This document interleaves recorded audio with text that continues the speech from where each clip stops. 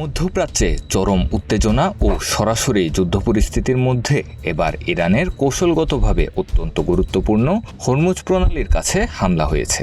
যুক্তরাষ্ট্রের ওই বিমান হামলায় বিধ্বস্ত দুটি সেতুর এরিয়াল শট ফুটেজ প্রকাশ করেছে ইরানের রাষ্ট্রীয় টেলিভিশন। ইরানি রাষ্ট্রীয় গণমাধ্যমের দাবি, উলটপালট করে দেওয়া এই ধ্বংসযজ্ঞ যুক্তরাষ্ট্রের রাতের আধারে চালানো ক্ষেপণাস্ত্র ও ড্রোন হামলার ফল। হরমুজ প্রণালী সংলগ্ন বন্দর খামিরে দুটি প্রধান সেতু লক্ষ্য করে এই নিখুঁত হামলা চালানো হয়। হামলার পর সেতু দুটির একাংশ ধসে পড়েছে এবং যোগাযোগ ব্যবস্থা পুরোপুরি বিচ্ছিন্ন হয়ে গেছে।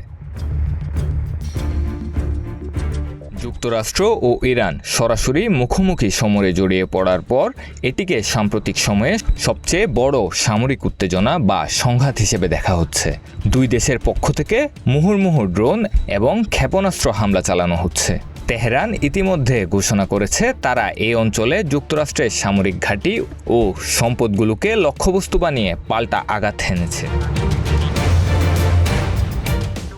বন্দর খামিরে এই সেতু দুটি ধ্বংস করার মাধ্যমে মূলত ওই অঞ্চলের প্রধান বন্দরগুলোর সঙ্গে ইরানের মূল ভূখণ্ডের যোগাযোগ ও সামরিক রসদ সরবরাহের পথ বন্ধ করে দেওয়ার চেষ্টা করেছে যুক্তরাষ্ট্রের বাহিনী।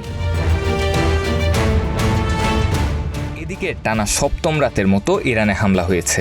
যুক্তরাষ্ট্রের সেন্ট্রাল কমান্ড স্যান্ডকম এ তথ্য নিশ্চিত করেছে। পাশাপাশি হুঁশিয়ার করে বলেছে ইরানকে জবাবদিহির আওতায় রাখতে আরও কঠোর পদক্ষেপ নিতে প্রস্তুত তারা।